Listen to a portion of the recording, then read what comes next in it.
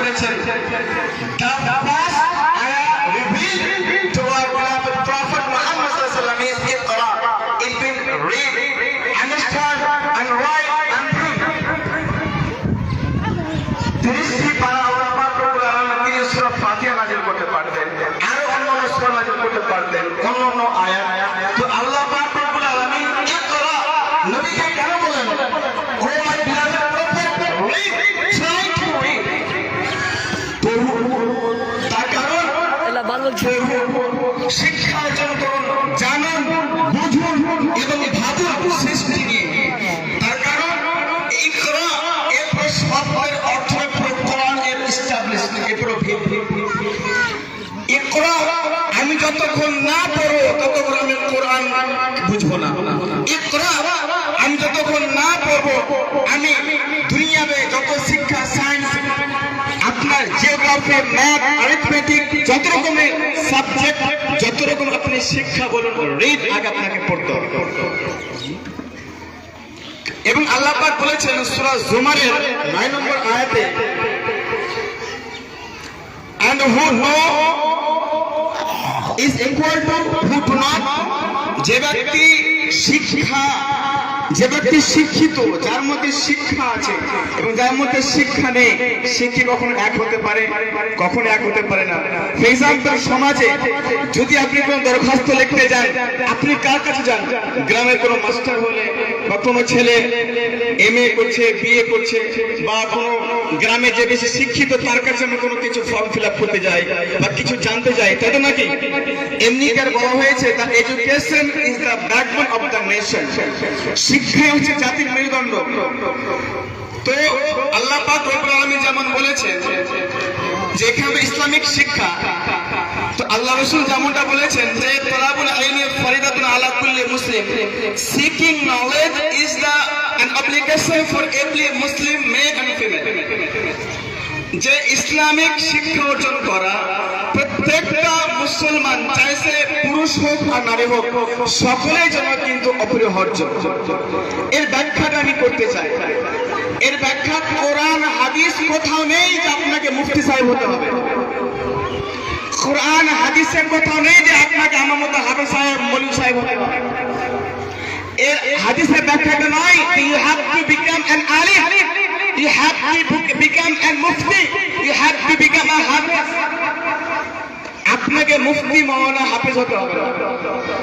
আপনাকে ধার্মিক যে প্রয়োজনীয় যে শিক্ষাগুলো কি কি, যে এতটি শিক্ষা অর্জন করবেন যে শিক্ষা দ্বারা আপনার নামাজ যেন শুদ্ধ হয়। আপনি এতটুকু শিক্ষা অর্জন করবেন আপনার পরিবারের কোন লোক মারা গেলে আপনি যাতে জানাজা নামাজটা পড়াতে পারেন। আপনি এতটুকু শিক্ষা অর্জন করবেন যাতে করে যদি আপনার গ্রামে ইমাম সাহেব না থাকে, যাতে করে আপনি নামাজটা লিড করতে পারেন, পড়াতে পারেন। যদি আপনি এত শিক্ষা অর্জন করবেন, আপনার মেয়ে যখন বিবাহ যখন দেবেন, আপনি পিতা, আপনি নিজেই যেন আপনার মেয়ের বিবাহ করাতে পারেন। এই যে this is the main explanation of this হাদিস।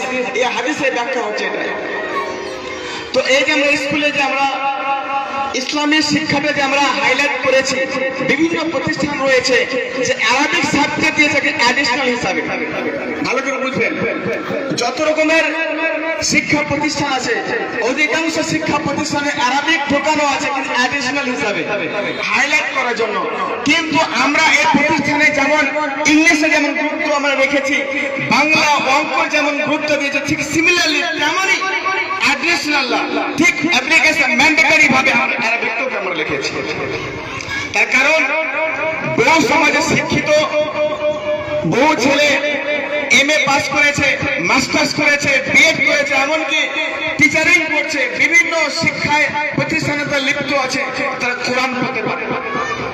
সমাজে অনেক মাস্টার আছে, প্রফেসর আছে, বহুগুলি মানুষ আছে, কিন্তু সে একটা ইংলিশে অনার্স করে নিয়েছে, ম্যাথে অনার্স করেছে, সায়েন্সে অনার্স করেছে, সে একজন মুসলমান হয়ে সে আমাদের কোরআনটা পড়তে পারে। ভালো করে বুঝলেন, সে ইংলিশ একটা ফরেন ল্যাঙ্গুয়েজে কথা বলতে পারে, কমিউনিকেট করতে পারে। আমাদের ধর্ম শিক্ষা লুগাতুল কুরআন, লুগাতুল নবী, লুগাতুল্লাহ, লুগাতুল জান্নাহ, জান্নাতের, যে ভাষা কোরআনের, যে ভাষা নবীর, যে ভাষা ইসলামের, সে ভাষা সম্পর্কে আজ মুসলমান আমরা অবগত। আজ বহু শিক্ষিত মানুষ, মাস্টার হোক বা ডাক্তার হোক, যে হোক না কেন, তাদেরকে যদি বলা হয় সূরা ফাতিহা ব্যাখ্যা করুন, অর্থ করুন, তারা করতে পারবে না।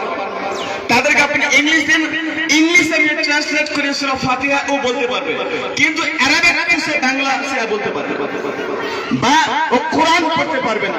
ওকে যদি বলা হয় যে নামাজের সূরাগুলো পড়ো, সে বলতে পারবে না।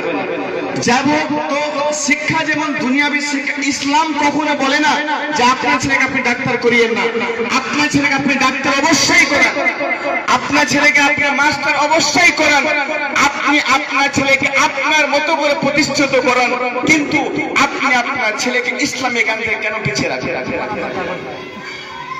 ইসলামী হেলথ একজন স্কলার তিনি বলছেন, টিচ ইউর চিলড্রেন 3 hours, বলছে আপনার শিশুদেরকে 3টি আর শিক্ষা দিন, 3টি আর। 1 hour means writing and reading, arithmetic. If you leave the 4th art of religion, you will get the 5th art of rascality.